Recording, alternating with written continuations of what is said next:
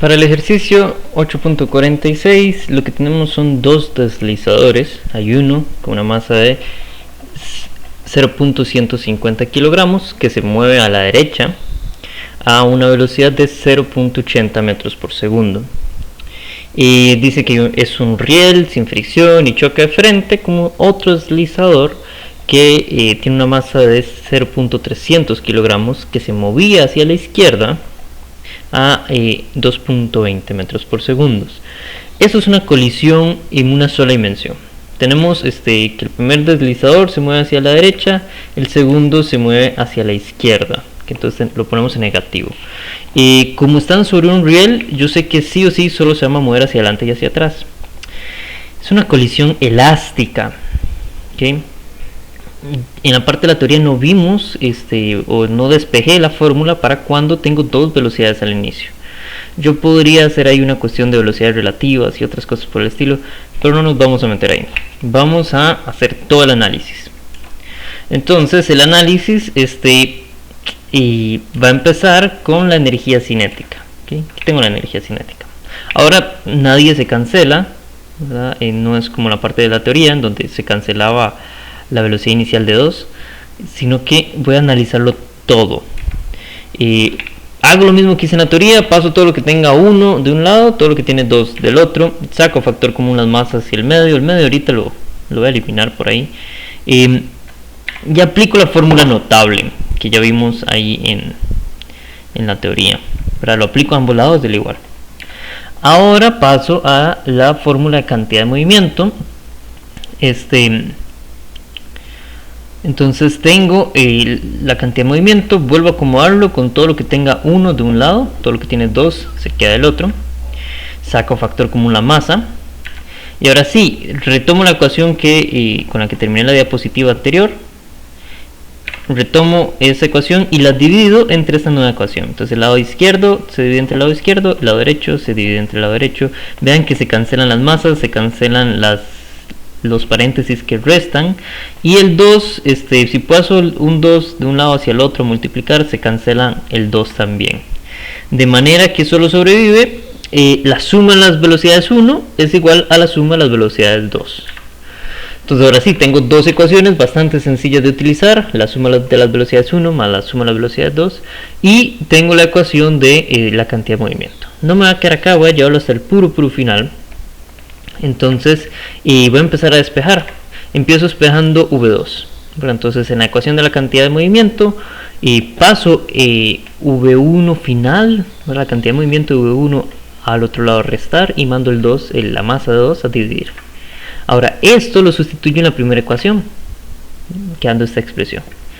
A partir de aquí reparto ese M2 y reacomodo un poco, ¿verdad? Ahí tengo un V1 inicial que lo mando al otro lado a restar, y me quedaba menos M1 sobre M2 por velocidad 1 final, estaba ahí en el lado derecho, estaba restando, pasa al lado izquierdo a sumar.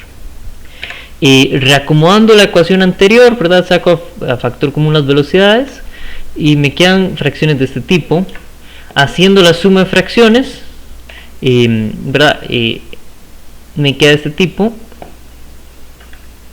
y ahora sí despejo la velocidad 1 final. ¿Okay? Aquí hay un dedazo, vean que en la línea anterior, en esta, ahí tengo 2 M2, ese todavía no debe aparecer, aparece hasta aquí, que paso el M2 que está dividiendo la velocidad 1 final, paso a multiplicar, ahí, hasta ahí es que aparece, perdón ahí por el dedazo. Siguiendo con esto, entonces ahora voy a retomar la ecuación de V2 final, y donde estaba V1 final sustituyo esta expresión y empiezo a darle, ¿verdad? Reparto el M2, luego empiezo a reacomodar, ¿verdad? Aquí entonces estoy repartiendo el menos M1 sobre M2, ¿verdad? Entonces me queda menos M1 sobre M2 por ese paréntesis enorme que multiplica V1 inicial. Y me queda también restando M1 entre M2 por el 2M2 más M2 más M1, ¿verdad? Todo eso. Aquí voy reagrupando de nuevo. Vean que tengo términos, por ejemplo, los términos con V1 inicial, ambos tienen M1 entre M2. se lo saco a factor común, y además tienen el v1 inicial a factor, como factor, ¿cierto? Y del otro lado tengo los términos con v2 inicial. ¿Okay? Cuando realizo la suma de fracciones, ahí disculpen, hice dos pasos a la vez, pero bueno, ignoren la línea abajo, veamos la penúltima línea. Ahí estoy haciendo la suma de fracciones en ambos lados, y la primer paréntesis enorme se reduce a simplemente 2m1 sobre la suma, y el segundo paréntesis se reduce a m2 menos m1 sobre la suma, ¿verdad? Entonces aquí tengo dos ecuaciones, estas dos, que van a aplicar para cualquier caso de colisión elástica en una sola dimensión cuando hay dos velocidades iniciales, ¿verdad? Cuando los dos objetos se mueven al inicio. ¿Okay? Si alguno de los dos está quieto, y simplemente lo pongo en cero. Entonces esta ecuación es más general que la que vi en teoría, y la vamos a utilizar para este ejercicio. Entonces la velocidad inicial final, la velocidad de 1 final, simplemente pongo los datos, ¿verdad? En la ecuación de arriba pongo los datos del problema. M1 es 0.150, M2 es 0.300, y la velocidad 1 era 0.8. La velocidad 2, vean que la pongo negativa, y eso es importante en esta fórmula. Si el objeto va en la dirección positiva o negativa, lo tengo que considerar ahí en la velocidad, se lo tengo que agregar.